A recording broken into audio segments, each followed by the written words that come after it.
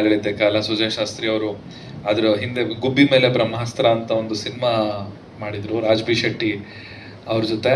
So ಆ cinema ನೋಡಿ I was very much impressed. ನಮ್ಮ ಸುಜಯ್ ಶಾಸ್ತ್ರಿ ಅವರ ಒಂದು ಡೈರೆಕ್ಷನ್ ನನಗೆ ಇಷ್ಟ ಆಗಿತ್ತು. ಅಂದರೆ ಅವರ ಕಾಮಿಡಿ ಟೈಮಿಂಗ್ ಆಗಿರ್ಬೋದು, ಅವ್ರ ಕತೆ ಹೇಳೋ ರೀತಿ ಆಗಿರ್ಬೋದು ತುಂಬ ನನಗೆ ಇಷ್ಟ ಆಗಿತ್ತು. ಸೊ ಅದಾದಮೇಲೆ ಈ ಕತೆನ ಕೇಳಿದೆ ನಾನು. ಒಂದು ರಿಯಾಲಿಟಿ ಶೋಲಿ ನಾವು ಸುಜಯ್ ಅವರಿಬ್ಬರು ಒಟ್ಟಿಗೆ ಕೆಲಸ ಮಾಡ್ತಿರ್ಬೇಕಾದ್ರೆ ನನಗೆ ಈ ಕತೆ ಹೇಳಿದ್ರು.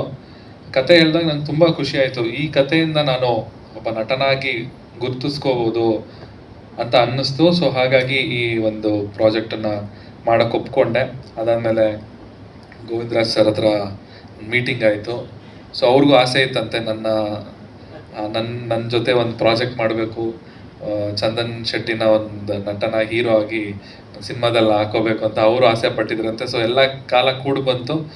ಸೊ ಆವಾಗ ಪ್ರಾಜೆಕ್ಟ್ ಸ್ಟಾರ್ಟ್ ಆಯಿತು. ಸ್ಟಾರ್ಟ್ ಆದಂಗೆ ತುಂಬ ಫಾಸ್ಟಾಗಿ ಮುಗಿಸಿದ್ವಿ ನಾವು. Actually within 2 months I guess ನಾವು ಎಲ್ಲ ಶೂಟಿಂಗ್ ಎಲ್ಲ ಮುಗಿಸಿ ಸಿನಿಮಾನೇ ರ್ಯಾಪ್ ಅಪ್ ಮಾಡಿಬಿಟ್ಟಿದ್ವಿ. ಸೊ ಅದಾದ ನಂತರ ಇಷ್ಟು ವರ್ಷಗಳ ಕಾಲ ಆಗೋಯ್ತು. ತುಂಬ ಕಷ್ಟಪಟ್ಟಿದ್ದಾರೆ ನಮ್ಮ ಡೈರೆಕ್ಟ್ರು. ಭಾಳ ತುಂಬ ಕಷ್ಟ ಅನುಭವಿಸಿದ್ದಾರೆ.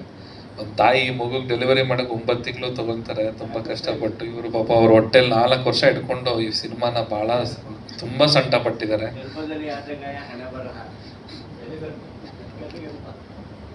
ಸೊ ಅವ್ರಿಗೆ ದೇವರು ಈ ಏಪ್ರಿಲ್ 17ನೇ ತಾರೀಕು ಡೆಲಿವರಿ ಡೇಟ್ ಕೊಟ್ಟವ್ರು.